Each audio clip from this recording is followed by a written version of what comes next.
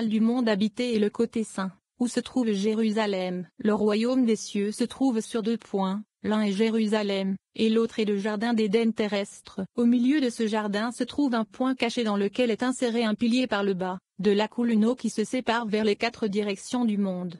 97. Cet autre côté est le point central de la portion du monde désolé, car l'autre côté a le pouvoir sur toute destruction et désolation qui se trouve dans le monde. Le point central de cette portion du monde habité est le côté saint, qui est Malkout. Par conséquent, Jérusalem est au centre du monde habité, qui est le secret de Malkout. 98. Le royaume des cieux, le côté de la sainteté, est divisé par 2 points, un qui lui est propre, et un autre qu'il a reçu du monde à venir, qui est Bina, qui est un point surnaturel, caché. Le royaume repose donc sur 2 points. Son propre point est en dessous de lui, qui est Jérusalem, qui est le centre de toute la civilisation. Le point caché qu'il a reçu de l'Ima céleste, le monde à venir, et le jardin d'Éden terrestre qui est situé au centre du monde dans tous ses aspects, ceux de la désolation et de l'habitation, et tous les aspects du monde. 99. Par conséquent, au milieu du jardin d'Éden, il y a un point céleste, couvert et dissimulé, puisqu'il est inconnu. Un pilier est inséré d'en bas jusqu'à l'intérieur de ce point, et de là jaillit l'eau qui se sépare vers les 4 directions du monde. Nous constatons donc qu'il y a 3 points dans le monde, l'un au-dessus de l'autre, comme les 3 points de la Torah. 13. 2 chèvres. Le vieux sage se demande pourquoi Israël a envoyé 2 boucs en sacrifice, un pour Azazel dans le désert, et un pour Dieu. Rabbi Shimon explique que le calomniateur pensera avoir mangé de son repas et ne connaîtra pas l'autre repas joyeux préparé pour des dieux et ceux qu'il aimait. Même lorsque les Israéliens sont en exil, lorsqu'ils prient, Malkout monte devant Dieu à Yom Kippour et demande la miséricorde pour ses enfants. Alors Dieu déclare toute sa vengeance contre Édom, et le calomniateur est retiré du monde. Grâce à cela, les enfants d'Israël sont libres et joyeux. Rabbi Shimon explique pourquoi on sacrifie un jeune bouc plutôt qu'un bouc adulte. Il parle de l'expiation Kippour, et dit qu'elle est appelée ainsi parce qu'elle purifie une personne de toute impureté afin que Dieu lui pardonne. Nous lisons qu'il y a 5 privations à Yom Kippour, manger et boire, se laver, soindre, porter des chaussures et avoir des relations conjugales. Ces privations ont pour but de permettre à la personne d'être aidée par les 5 aspects suprêmes, Z, Gvura, Tiferet, Netzayod. 100. Venez et regardez, Israël a envoyé le bouc à Azazel, dans le désert, afin de donner à l'autre côté une portion dont il pourra s'occuper. Vous pouvez vous demander pourquoi il y a 2 boucs ici, un pour Hachem et un pour l'autre côté. Il est compréhensible d'envoyer le bouc de l'autre côté à Azazel, mais pourquoi le bouc pour Hachem? 101. Il répond, c'est similaire à un roi qui était en colère contre son fils. Il convoqua un huissier, qui rendait régulièrement justice aux gens, afin de venir punir son fils. L'huissier se réjouit et entra dans le palais du roi pour y manger. Dès que le fils le vit, il pensa, certainement, si cet huissier est venu au palais de mon père, c'est uniquement parce que le roi est en colère contre moi. Que fit-il? Il a essayé de lui plaire. Une fois qu'il l'eut satisfait, le roi ordonna un magnifique festin pour lui et son fils, et ordonna que le bailli n'en sache rien. Ensuite, le bailli est venu. Le roi pensa, maintenant, s'il apprend le grand festin que j'ai préparé pour mon fils et moi-même, il y aura de la confusion à table. Que fit-il? Il appela le maître d'hôtel chargé du festin et lui dit,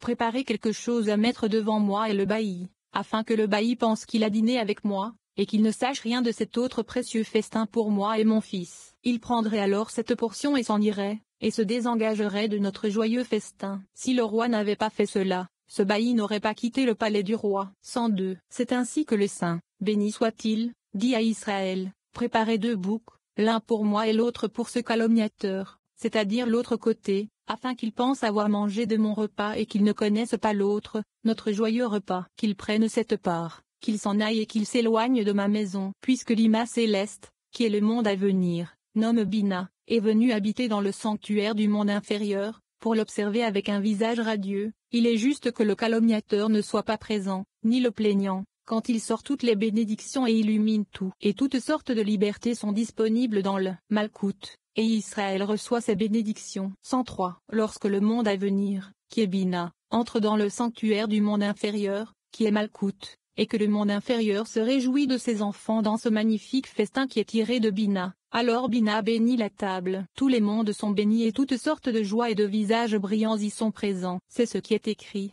afin que vous soyez purs.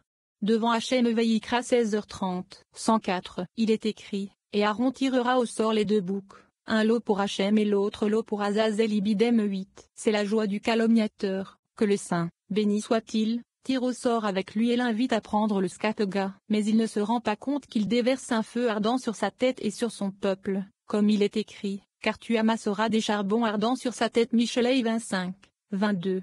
105. Vous pouvez déduire ceci du passage, même Esthé, la reine, ne laissa entrer personne d'autre que moi avec le roi au banquet qu'elle avait préparé. Esthé 5h12, et, Haman sortit ce jour-là, joyeux et le cœur réjoui ibidem 9, avec la part qu'il avait reçue, et il s'en alla. Par la suite, lorsque le roi surnaturel vint au palais de la reine, celle-ci demanda pour elle-même, pour ses enfants et pour les gens du roi.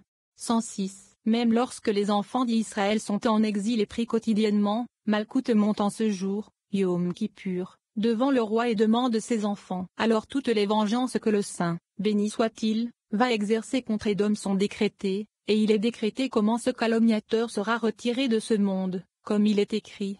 Il détruira la mort pour toujours. Yeshaïa 25 2.8. 107. N'oubliez pas qu'il est écrit à l'époque de l'exil, car nous sommes vendus, moi et mon peuple. Puisque l'affliction n'aurait pas égalé le dommage du roi. Esthé 7, 4. Qu'est-ce que le dommage du roi? C'est comme vous le dites, et retranchez notre nom de la terre, et que ferez-vous pour votre grand nom? Yoshua 7 2.9. Parce que le grand nom ne sera plus maintenu, et c'est le dommage du roi. 108. Alors Haman, qui est l'autre face, fut frappé de terreur devant le roi et la reine. Esthé 7 2.6. Alors tous les visages brillants et toutes les joies sont présents, et les enfants d'Israël sortent libres en ce jour, Yom Kippur. À partir de ce jour et à l'avenir, la liberté et la joie règnent ouvertement sur eux et ils souhaitent se réjouir avec eux. À partir de ce jour, de même qu'une part est donnée à l'autre côté, afin qu'ils s'éloignent d'Israël, une part est également donnée aux autres nations, afin qu'elles s'éloignent d'Israël ci-dessous. 109. Venez et voyez, quelle est la signification secrète d'offrir un bouc plutôt qu'autre chose? Pourquoi, le premier jour du mois, offre-t-on un bouc, et ici aussi, à Yom Kippur? Si tu dis que c'est parce que le bouc est de son aspect, c'est bien, mais pourquoi pas un bouc adulte, mais un jeune bouclier, cerf, qui est petit?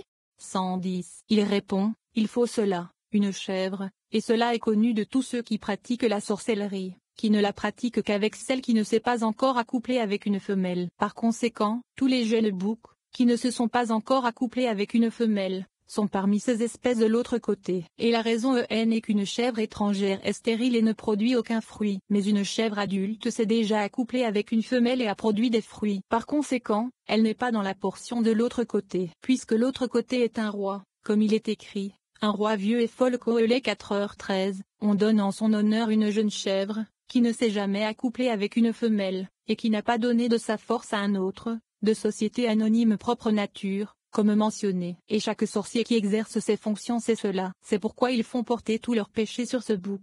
111. Viens et regarde, bien que le chevreau soit la portion de l'autre côté, il y a là un secret, car dans le côté de l'impurité, plus les aspects sont bas, plus grande est leur impureté, et plus les grades inférieurs descendent, plus grande est leur impureté. Par conséquent, la part de l'autre côté est plus grande chez une chèvre adulte, parce que ses poils pendent plus bas que n'importe quel autre animal, tout comme leurs jugements descendent plus bas dans l'impureté. L'impureté de ce royaume du mal, qui est le roi de tout l'autre côté, est plus claire et plus raffinée, et n'est pas aussi complètement impure que les inférieurs. C'est pourquoi on lui donne un chevreau, cerf, poilu, dont le poil ne pend pas et qui n'est pas lisse. Il n'est pas lisse à cause de son impureté, mais le poil ne pend pas vers le bas, afin que l'impureté ne se renforce pas, comme ses grades inférieurs de l'autre côté. Par conséquent, c'est sûrement un chevreau, et rien d'autre. 112. Il demande, pourquoi l'appelle-t-on expiation Kippur? Il répond, parce que ce jour-là, il purifie toute impureté et l'enlève de devant lui. C'est pourquoi on l'appelle Yom Kippour, c'est-à-dire un jour de purification. C'est ainsi que nous l'appelons. Il est écrit,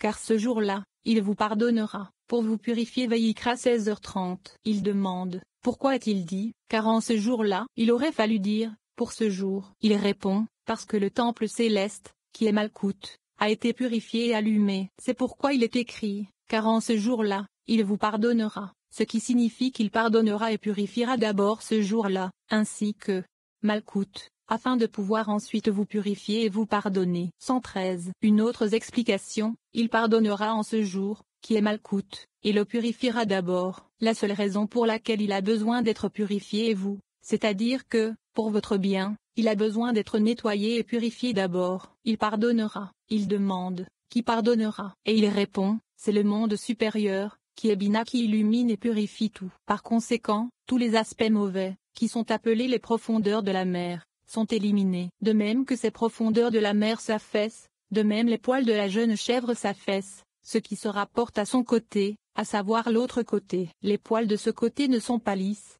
mais ils sont rudes, ce qui donne lieu à des jugements. 114. De même, il est écrit, il fera l'expiation pour le lieu saint, à cause de l'impureté des enfants d'Israël, et à cause de leur transgression dans tous leurs péchés. Vaïkra 16h16, ce qui signifie que l'accusateur n'aura pas de pouvoir sur eux. Par conséquent, à Yom Kippour, qui représente l'effacement de tous les péchés et leur purification, les Israéliens doivent se purifier et marcher pieds nus comme les anges élevés. À Yom Kippour, il y a 5 privations, à savoir, manger et boire, se laver, soindre, porter des chaussures et avoir des relations conjugales, afin d'être aidé par 5 aspects supérieurs, à savoir, Zed, Gvura, Tiferet, Netzayod, que Yom Kippour, qui est Bina, a fait naître et qui sont ses portes.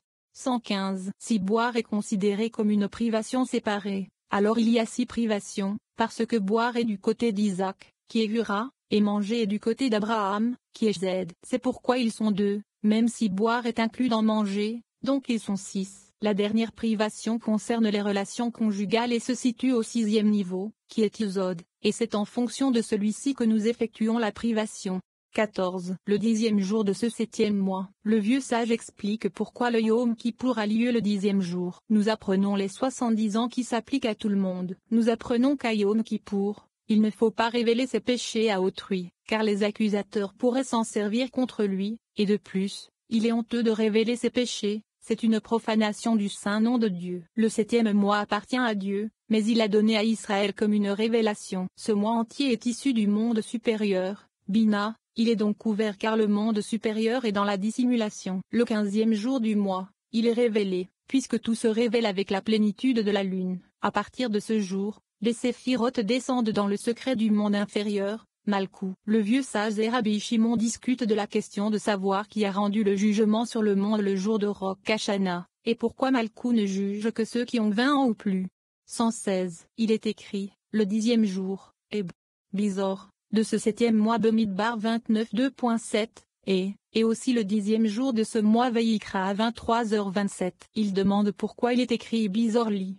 Le 10e jour, alors qu'il faudrait dire 10e. Pourquoi 10? Il répond, c'est parce que maintenant, en ce jour, tous les hauts grades se superposent, c'est-à-dire que les 10 séphirotes qui ont 3 premiers séphirotes sont tirés d'Ima pour reposer sur la lune, qui est Malkout, pour briller sur elle, et ils se rapportent tous au secret de 10. De sorte qu'il totalise 100, car 10 fois 10 est égal à 100, lorsqu'il est basé sur le secret de 100, c'est-à-dire qu'il possède les 3 premiers séphirotes, alors tout est un, car Malkout est un avec Ima, et les 2 sont appelés le jour des expiations. C'est pourquoi il est écrit, le 10e jour, Assor, qui est dérivé du mot source, comme il est écrit, souviens-toi Shemo 22.8, et garde Devarim 5h12. Ceci est dû au fait que 10e Aziré, signifie une allusion à Malkout seulement, qui est la 10e séphira, mais 10, qui est dérivée de source, indique les 10 séphirotes ensemble, car elles proviennent toutes de Ima afin de multiplier par 10 chaque séphira et de briller au moyen de 10,